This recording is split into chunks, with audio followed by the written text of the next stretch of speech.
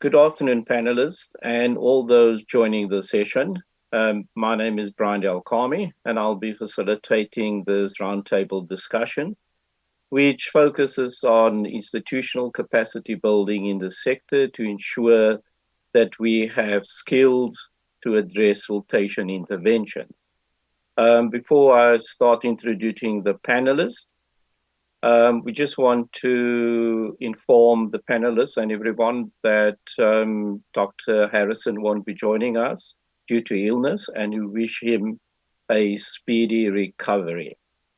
By way of introduction, we'll start off by introducing Professor Kate Rountree, because she will be the first speaker. Then we'll introduce Vincent, who's the second speaker, and then Dr. Jay Leroux, who's the third speaker. So Professor Kate Rountree is a professor in the Department of Geography at Rhodes University. Kate Rountree is an emeritus professor in the Department of Geography at Rhodes University. After completing her education in the UK and spending 6 years as a lecturer in Kenya, she joined Rhodes University in 1986. Since then, she has been active in teaching, postgrad supervision, and research with a focus on fluvial systems and integrated catchment management. Her research has encompassed sediment processes in a range of environments, from the amphiferal rivers to the semi-arid Karoo to the perennial rivers draining in the Drakensberg escarpment. Through her involvement in research methodologies since the mid-1990s, she had helped to highlight the importance of channel geomorphology and sediment dynamics as key components of river ecosystems that need to be included in environmental flow requirement methodology. Since 2015, Kate has been active in the Sitsa River Catchment Rehabilitation Project funded by DFFE, guiding in-stream sedimentation sampling for sedimentation yield assessment, sediment source tracing, channel condition assessment linked to sediments, erosion control measures, and integrated planning that puts enhanced livelihoods and climate change adaptation as key outcomes of rehabilitating ecological infrastructure. And today, Kate will be presenting capacity building from a university or / academic perspective, focusing on both undergrad and postgrad. Over to you, Kate. Thank you. I think I can say I'm one of those elderly retirees who is still trying to make some kind of contribution to catchment management and the siltation problem. So thank you very much for that introduction. I hadn't realized it was so long. If we can just carry on to the first slide. Next slide, please. Can we have the next slide? Okay, so the questions I want to ask are, what capacity do we need? Whose capacity are we building? What are the different levels of capacity building with a focus on universities, because that's what I'm familiar with? And then lastly, how can we co-learn? Okay, thank you. We've heard a lot about the sediment system, sediment zones. If you can just run through the next few images. First of all, we've got the sediment sources, the supply sediment, cultivated fields, gullies, riverbanks. We've got the transfer systems, the main channel, gullies going down into the main channel, and then the sinks. Next one, please. Reservoirs, and then the downstream transfer zones as well. So this is something that we've heard a lot about today. So sediment management requires acknowledging these different sediment zones, and different approaches and skills are needed to address the sedimentation in each zone.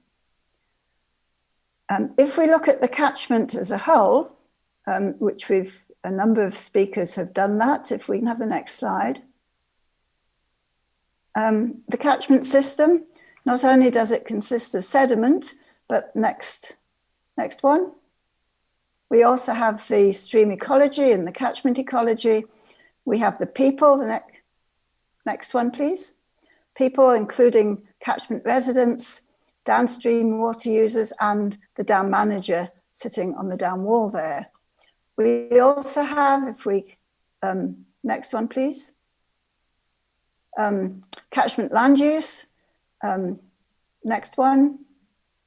We have transport systems, and as we've already heard, road networks and so forth can be very important sediment sources, and we have industry.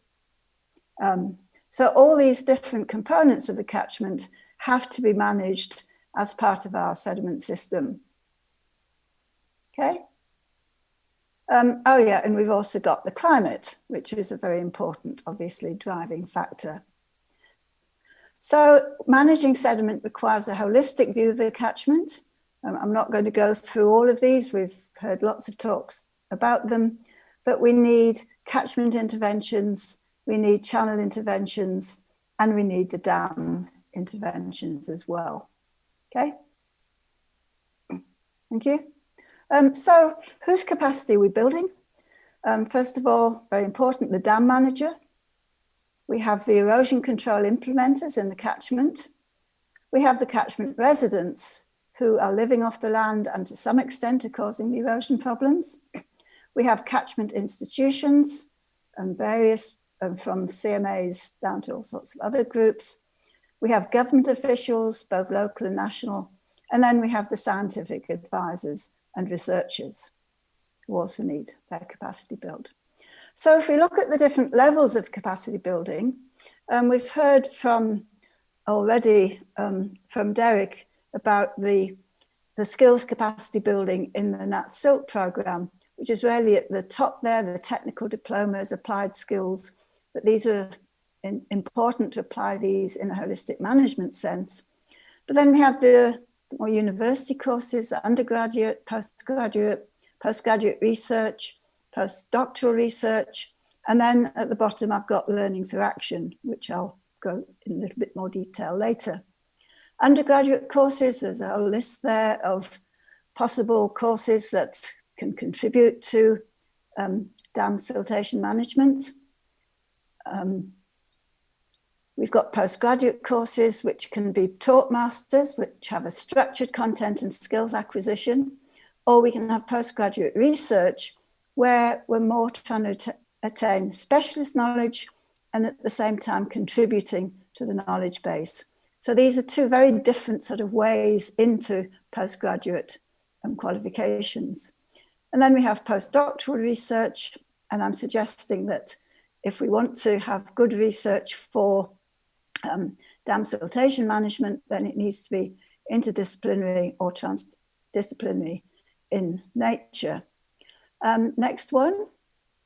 I want to do a little plug here for geomorphology. Yeah, please, next slide.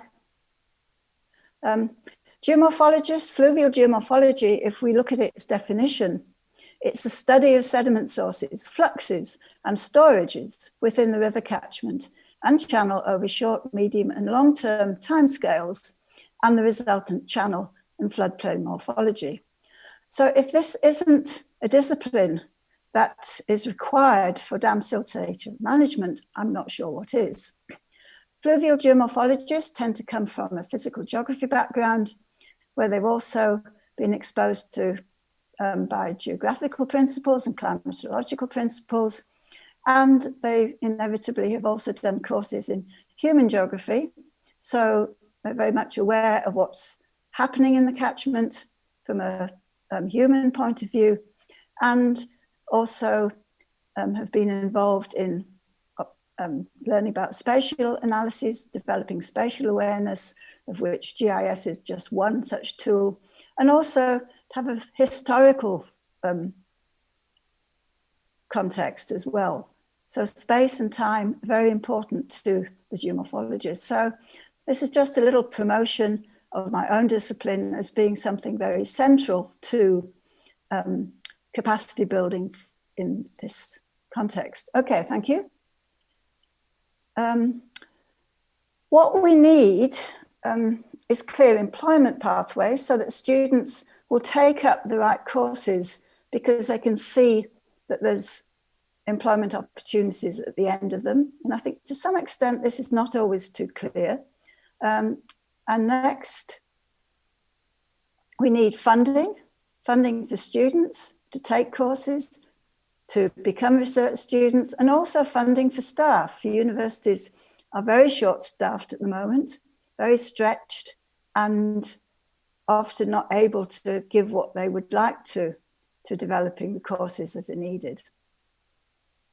And then lastly, I want to look at learning through action as part of a university program, which is informal capacity building or accredited courses such as the Training for Trainers courses that we've heard about.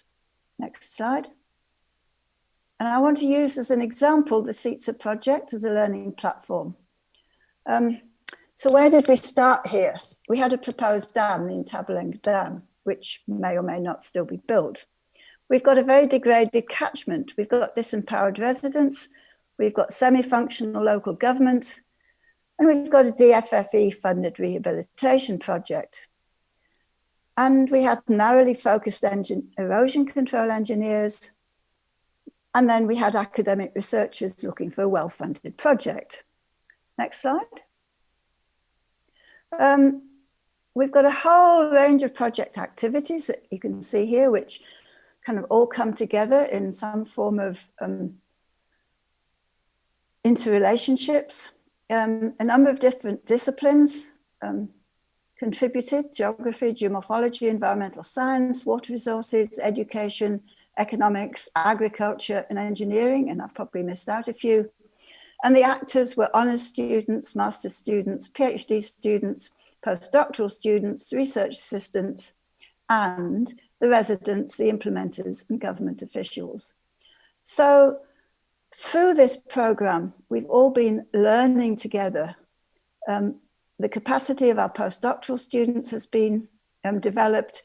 Also, the capacity of the residents has been developed. Capacity of the implementers has been developed. And capacity of the government officials has been developed in a fairly informal way that we've done it. The DFE's intended outcome was reduction of dam siltation, but I think we've achieved a lot more than that. So my last slide. Where have we got to? We've got the CETSA approach to integrated restoration of a social ecological system based on co-learning, and I can add there social learning. And you can see these are all the different sorts of activities that we have been engaged in.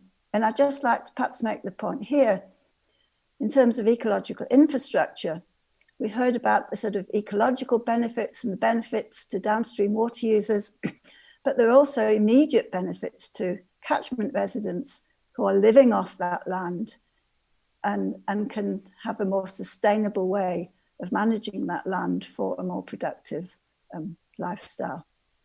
Okay, thank you.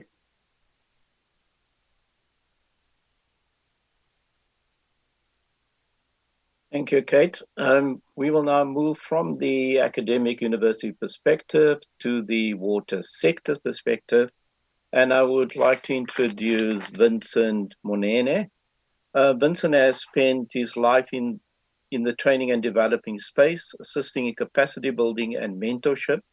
He's been involved in youth development work, especially in areas of education, life skills, career choice, and mentoring of young people towards realizing their true potential and professional goals. He received his education in various institutions in South Africa, starting with the teacher's diploma at what was then known as the Transvaal College of Education. He then obtained a BCommerce from Vista University, specializing in economics. He later acquired a BCommerce honors in labor relations at RAU, Rand Afrikaans University, which is now called the University of Johannesburg, and proceeded to obtain an MBL at the Graduate School of Business Leadership in UNISA. He's currently enrolled for his MBA in water management with the Business School of Netherlands.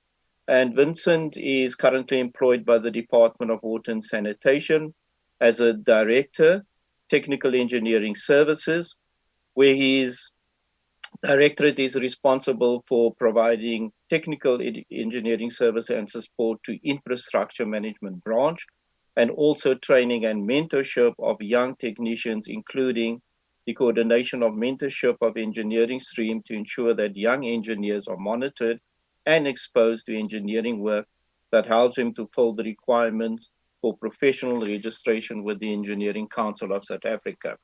Over to you, Vincent.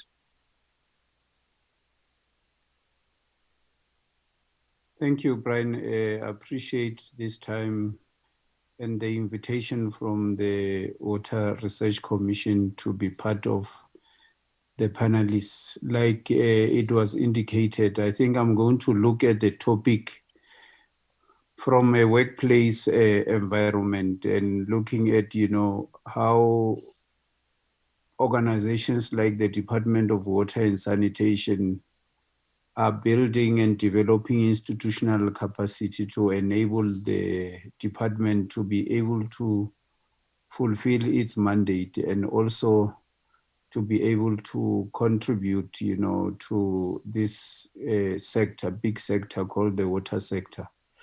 So I think the chronology of, the speakers makes sense in that after Professor Roundtree has, developed and capacitated the learners and they have qualified, we then receive them and help to translate the theory that, Kate has imparted in them into, translate them into a living experience of what is it to be a professional in the area that they would have chosen, specifically related to, careers that we use in the water sector.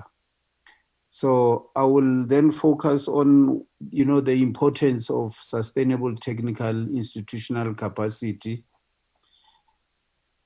and then look at, what are our experiences and approach as a department in developing technical capacity within DWS, and then what is the role of mentorship and its importance in building, an institutional capacity and, collaboration, because no organization exists in isolation or in an island. There will always be, a need for collaboration in building, institutional capacity and maybe the challenges that we experience.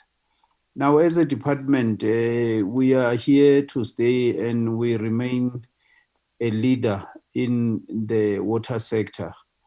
And therefore, it is imperative that, we continue to capacitate the organization to build, skills that are required to enable us as a department to play a meaningful role in the water sector, but also to ensure that we, fulfill our mandate as a department, which is, to manage water resources and also make sure that we maintain and we operate them efficiently.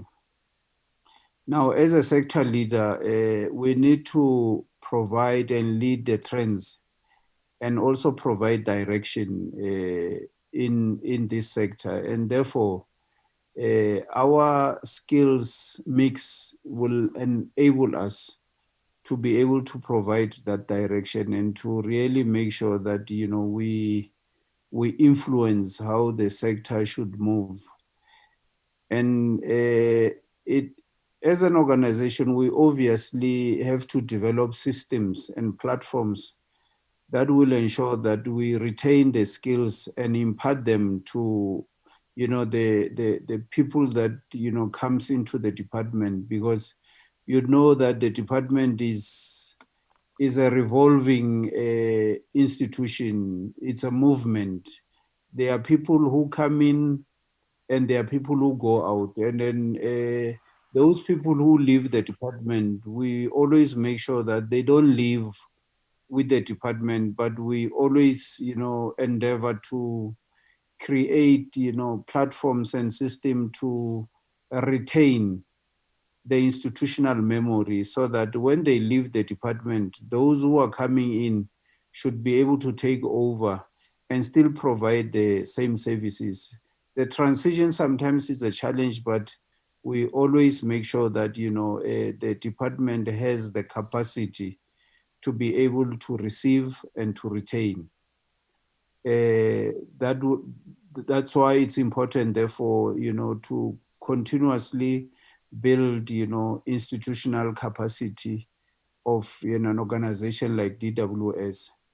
And what are our experiences and our approach? I think as a department, we had to develop and establish vehicles that will ensure that there's a platform for people to learn and also for people to impart what they have learned over many hours. Because if we have an engineer that has spent 40 years in the department, that has acquired an institutional memory of 40 years, it also means that that engineer came in the department with only theory that Professor Cade would have imparted.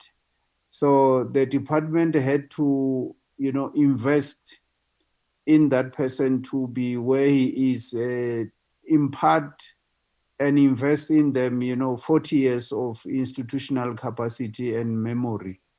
Therefore, it's important that when they leave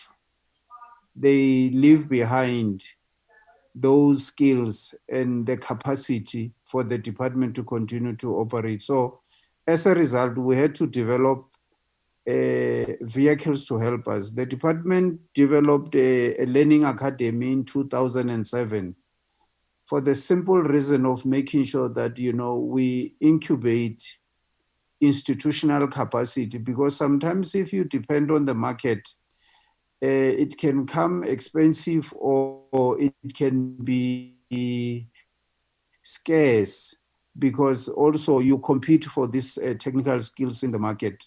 Therefore, the Learning Academy was meant to incubate internally the raw material that we get from institutions, whether it's universities or universities of technology. I hope I'm still audible enough, Brian. Yes, you are, Vincent, but you only have 2 minutes left. Wow. Okay, so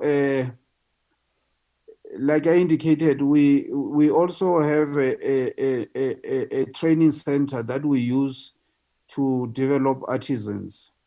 And then, like I indicated, we have a mentorship program where we create a platform for, old experienced, professionals to be able to share the information, but also to learn from each other, both the young and the old. And we also, use the projects, the infrastructure projects that we implement as situations or platforms for learning, because we throw in both old and young technical people so that, they can interact in those projects. And at the end, others are learning, but also production work continues. And then maybe to also focus on what are the challenges that we experience in trying to build this technical capacity. I realize that I have time constraints. It's also to make sure that we continue to develop a culture of learning in the organization. That, people who are there, who have acquired experience, must understand that that experience is not meant for them to be locked in their minds, but that experience must be shared with others. So we, through Learning Academy, through the mentorship program, we want to make sure that people don't leave with the organization, but there's always an opportunity for people to learn. And one of the things that we are really working on, because there's lack of institutional mentorship. The mentorship that I'm referring to is voluntary, but it depends on whether a person has the interest of sharing that information, or they want to live with the information. So one of the things that I think can help us is to make sure that we institutionalize mentorship, that people at a certain age or certain time of their career, they must know that now they will be doing more mentorship rather than production work. At the end, is to make sure that we rely very little to consultants, but we have the capacity internally to enable us to fulfill our mandate. So in short, that is what we do to try and build the capacity of the department. I'm sure that other areas I will be able to touch them as we discuss. Thank you very much. Thank you very much, Vincent. We now move from the sector perspective to a more what we would refer to as a practice perspective. And we have Dr. Jay Leroux from the Natural and Agricultural Science Faculty at the University of Free State. So Dr. Leroux will be focusing on the soil importance and prevention of soil erodibility. And Dr. Leroux is a geomorphologist with 16 years of experience in the fields of erosion mapping, catchment hydrology, and sediment yield modeling using GIS. He has substantial project management experience and first-hand knowledge of relevant GIS applications related to mapping and modeling of soil erosion and sediment yield at regional scales. He was appointed as senior lecturer in the geography department of the University of Free State.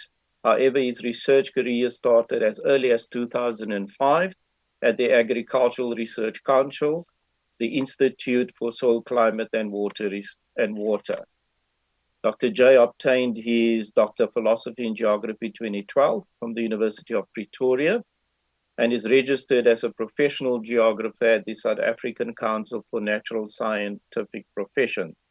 He was president and co-organizer of the Southern African Association of Geomorphologists conference at the University of Swaziland back in 2017. He's also a member of the Soil Science Society of South Africa, Society of South African Geographers, and the EGU, where he co-convened 2 sessions, 2020 and 2021. Finally, he obtained a Y2 NRF rating in 2027. Over to you, Dr. Leroux. Thank you very much, Brian. I'm sharing, let me just share my screen quickly.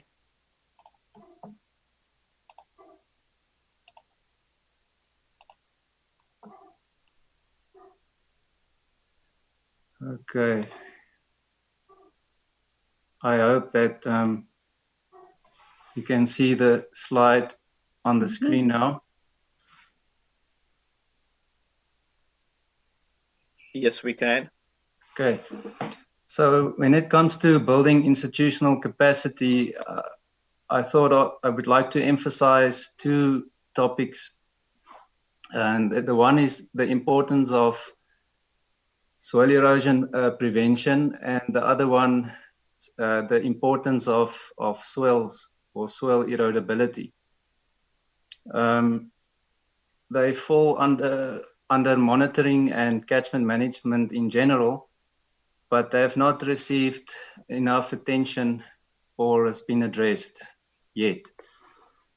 So we already know where the erosion problem is, and to a certain extent sedimentation or siltation problem, because we have different data sets or spatial inventories at the national scale, such as the water erosion risk map of South Africa. We have a gully location map of South Africa, indicating or consisting of over 150,000 gullies that were digitized by hand. And then the sediment yield map or zones of South Africa in 2010 version. But this map is based on the modeled results of the USLE risk map shown above. And then, of course, about 150 something dams, volumes of dams data as well. And that was the best available data at the time. But I would like to emphasize what Dr. David Gwabetsa said about monitoring. We really need to monitor the sediment or measure it in, to enable us to monitor the problem better, to use models. Then the fourth, less known, I would say, approach that's not yet been applied to the whole country, but to the Tita River catchment, is mapping susceptible areas that are still gully or erosion free. So these areas are not eroded yet, but they are susceptible to erosion. And so based on modeled results, one can estimate the life expectancy of future dams, like the two that are proposed some time ago for the Tita River catchment. And estimates are between 40 and 50 years, which is quite a concern if no prevention or control measures are put in place for these dams to silt up. So the reason for this is the Tita River catchment is severely gullied, as well as other erosion features. There's nearly 9,000 gullies in this catchment, affecting an area of over 70 square kilometers. And some of these gullies or networks are more than 5 kilometers long and over 300 meters wide in some sections. And although these gullies are old, they keep expanding sideways and also threatening infrastructure like homesteads and roads and so forth. So the idea is to prevent this from happening, and is to map areas that have the same soils, the same topography or geology and land use than those gullied areas. And that was done for the Tita River catchment, indicating that there is another 30,000 hectares that is susceptible to gully development. So these areas need to be protected. If not, then these areas will contribute additional sediment to the river networks. And if one prevents erosion from taking place in these areas, it will also reduce sediment yield, and then, of course, increase dam life expectancy. And it will also benefit the communities by preventing further degradation of their land. The second topic that I felt I have to emphasize, especially when it comes to institutional capacity development, is to emphasize the importance of soils, soil erodibility to be specific. The soils now in the Tita River catchment it's not limited to the Tsitsa, but it's abundant in the Tsitsa River catchment, is so-called duplex and dispersive swells.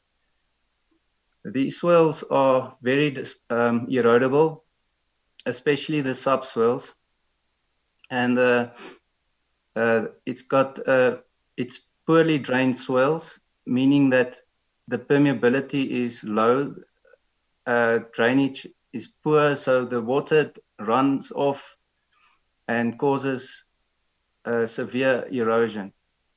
And especially of the subswell, there's also subsurface flow and causing subsurface erosion. And when that happens, we have tunnels. I wish I added a picture of a nice tunnel. Some of them you can actually walk into.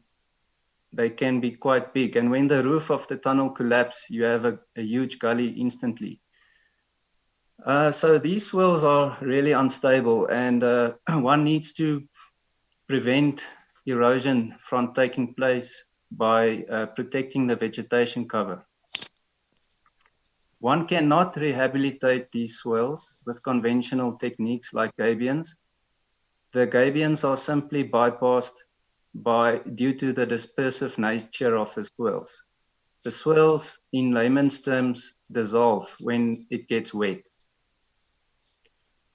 So to conclude, is the matter of prevention. It's better than cure. So we need to understand these swells when developing a curriculum per se, as well as their spatial distribution and soil erosion control measures, especially upslope, using soft structures with integration of vegetation, especially in these erodible swells. And then on farmland, we need conservation agriculture technologies based on 3 principles: minimum or no till, ground cover or mulch, and diversified cropping systems or rotational grazing. And then technicians in the field to implement these techniques. And we really need community adoption of these techniques or buy-in. Otherwise, nothing will change, and we will just keep treating the symptoms and not the real problem. So I would like to, thank you. That concludes my presentation. Thank you for the opportunity. Thank you, Jay. We've now heard from the panelists, and yes, we are aware that capacity building does not focus or centers around education and training alone. So in our discussion, we're going to go over to discussion now. In our discussion, we will touch on education and training, but we'll also touch on the other aspects of institutional capacity building. So the first question, which I have to all 3 panelists, from the academic perspective, are graduates being appropriately trained? That's the first question from the academic perspective. The same context of the question for the water sector is that the graduates that you receive who then become your professionals or your employees, are they well trained? Can they hit the ground running? And from a operational perspective, also the question on the graduates, once they leave university, can they also be used like running on the ground within the professional sector also, or in the operational sector, or the practice as such? So we'll start off with, as we've done the presentations. Kate, you can answer your side of the question, then we'll move over to Vincent, and then we'll move over to Jay. So the question focuses around the preparedness of graduates and whether when they leave the academic institutions, because the pool that the sector, both public and private, draw from is the pool which the academic sector provides, or mainly which the academic mainly provide. So over to you, Kate. Okay, thank you very much for that question. as a graduate student who has gone no further will never be able to hit the ground running. They've got basic training, they've learned basic skills, they've got basic knowledge, but they don't know very much about the water sector, and they will certainly need a mentoring to get into that sector. The example I gave you from the CETSA project, where we have a number of different postgraduates working with people in the catchment, working with government officials, working with the deaf funders, the implementers, and so forth. These people, because they're in an sort of like an action research context, they are learning much more about the real problems. So although they're doing their research for individual theses, they're also contributing to something much bigger. And I didn't really have time to expand then, but I think this is where postgraduate students can get a training in the applied research and learning far more about the context in which they may then go on and work later. Thank you, Kate. Vincent? Yeah, thank you. When they come into the department, obviously they will not be able to hit the ground running. They need, some orientation, induction, but my legal experience is that at least they come with a solid theoretical foundation. It takes them a minimum of 4 years for them to, come to a point where they are regarded as, professionals in the sector. And in that 4 years, that's the minimum.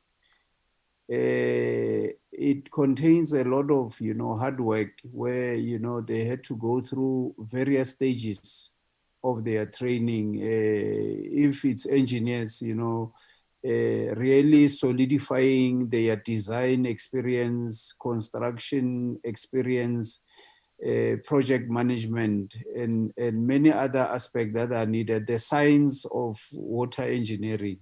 So it's only after 4 years where we can say, now you are ready. Others, it even takes them even more than 4 years for their peers to say, I think you are ready to be, professionally registered or to be entrusted with an infrastructure that you can manage and sign off. So it's a long process, but at least they come in not empty. They come in with that theory. Now the challenge is to translate it into, a living experience that will enable them to really take a meaningful role or play a meaningful role.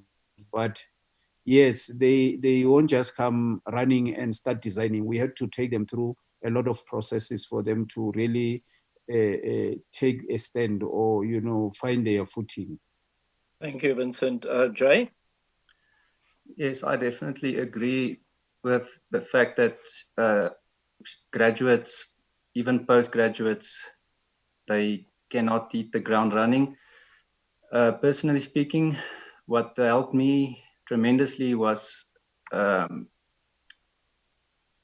being employed by the ARC, a research council, where I had contact with soil scientists. Although myself, I'm a geographer and I pretend to be a soil scientist, I've learned a lot from those guys at the ARC who created the land type database of South Africa, and experienced pedologists, as well as GIS, the application of GIS as a tool. But if it wasn't for that, I don't know. And then what Kate said, so before I get to what Kate said, that's what also I'm actually a witness of what Vincent said about capacity development internally from government side. Then what Kate said about the TITSA project, for example, we have a lot of postgraduates that work side by side with the researchers and lecturers in that catchment on research projects with deliverables that are based on contracts. And then the students are seen as part of the output for the project, the capacity development of those students. And so they gain a lot of experience by working on that kind of projects. But it's very taxing on us as academic staff, because you have to take responsibility for the students' work, not only to get a master's or a PhD, but it must be useful and follow the contract or be deliverable based in order for us to invoice the funder again. So I would think that one should also not focus only on tertiary education or at a high level like a master's or PhD, but to really get technicians on the ground that can implement these measures, prevention or control, or rehabilitation, whatever it is. And they don't need to be able to write reports or a master's dissertation or a PhD thesis. I think we need technicians, and that can be achieved by running short courses or diplomas that doesn't take forever and a lot of money. And then the throughput will be higher. That's my opinion. Thanks. Thanks, Jay. But surely, what then for the future? How can we shorten that gap? Because a 4-year period of lack of a better word, in-service training, that 4-year period, surely we can shorten it. And what do we need to put in place so that which we will refer to as retraining or institutional training or on-the-job training, how can we shorten that period from whether the employee leaves the academic institutions and where they actually become fully functional? How can we shorten that period? And adding on to that also is, how do we, or what needs do we need to put in place so that we have a active public-private partnership? In other words, your public sector as well as your private sector, and we're referring to the water sectors, how can they move closer to the training that takes place at all levels of academic, whether it's at the TVET colleges for your technicians or plumbers, or whether it's at a university or University of Technology? How do we then, or what do we need to put in place so that there's an active commitment and dedication between the public water sector and the private water sector and the academic institutions as such? Anyone can answer first. Yeah, I can come in there and indicate that I think we're trying to do that, especially with it's easier with learners who are doing their diplomas and their BTechs, because before they can get their qualification, they need to do their practical 1 and practical 2. And as a department, we bring them in and take them through, that process and expose them in the process, to real engineering or scientific work. But, there's something, with the learners that for as long as they have not yet graduated, whatever a practical experience they go through, they are unable, to take it in to augment their practical or their, graduate knowledge. When after, qualifying, especially those who are technicians, you find that when they come into the department as graduate interns or graduate trainees, it's like, they were never exposed. But with engineering, people who are doing engineering work and, who are studying for bachelors in engineering or science, the vacation work try to, bring them into the work situation. Where we think that we are making good progress is our collaboration with, other organizations like, South African Women in Construction, where we, use our infrastructure to train, people, or whether it's young people or women who are in the construction business, and we bring them in and try and expose them to real construction work, so that when they go and do their training or their trade test, at least they have that practical experience, and it helps them to shorten their period of training. But with, people who come from the academic institution, it's still a challenge. It requires also, a change of mindset from, the university. How do we make sure that, there's collaboration, that students don't just spend 4 years at the university without interacting with the real workplace where they are going to work. So if they can, be exposed to the infrastructure that is being implemented by the department whilst at university, maybe that will help. Thank you. Could I maybe add something there?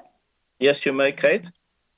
Okay, I think one of the problems, certainly in our discipline of geography, is that we don't know where our graduates are going to go. And some of them may go into the water sector, but others will go into a wide range of, of professions.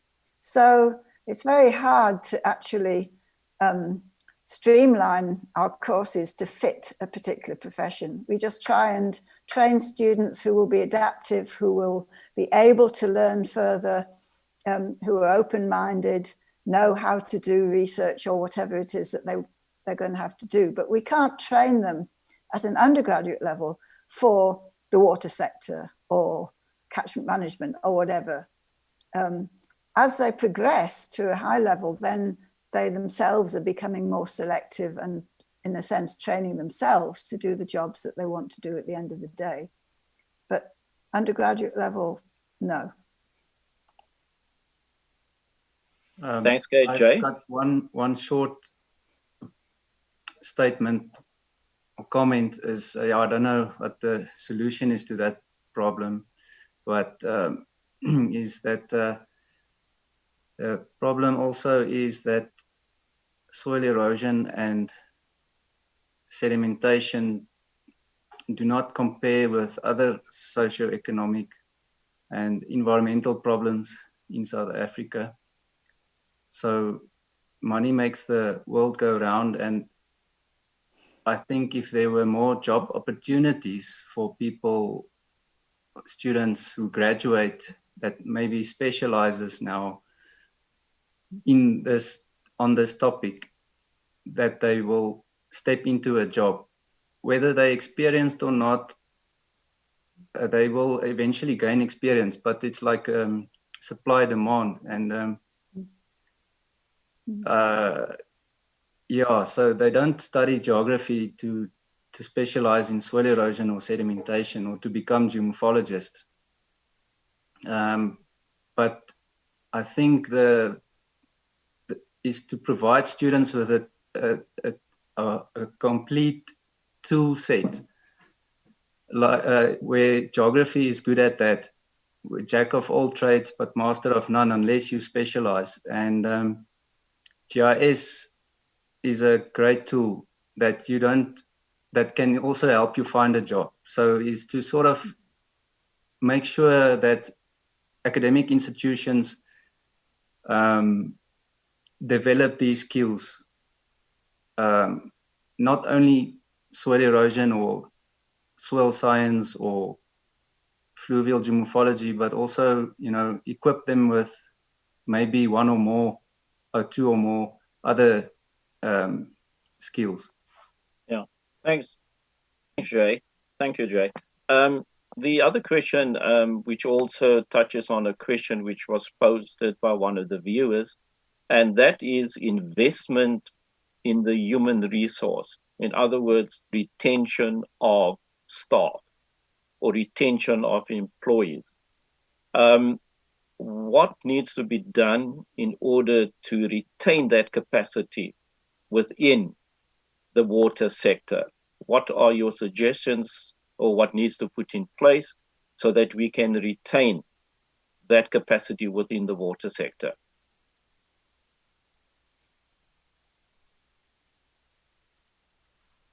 Anybody can answer.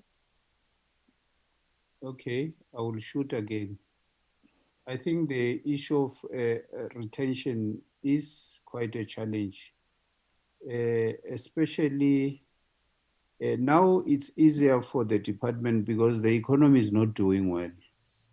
So we are able, to retain. We try as a department to expose, our young graduates or our young engineers, especially young professional engineers, to infrastructure that will excite them, projects that will challenge them and excite them. But that the biggest determinant of the institution's capacity to retain is money. And when it comes to that, unfortunately, as a government institution, we are not an employer of choice when it comes to salary pay, because they compare with salaries that are in the market, and you find that we are unable to meet those demands. But when it comes to exposure in terms of work and projects, I think we have no peers. And remember, as a Department of Water and Sanitation, we are the only department that can give you exposure and adequate experience in dam engineering, dam design, associated infrastructure that relates to Sorry to interrupt you, Vincent, but we just received notification that the session will end in a few seconds. So, Okay, yeah, thanks. So I just want to thank all the panelists for the input. And we can see that an hour is too short to discuss this issue of institutional capacity building.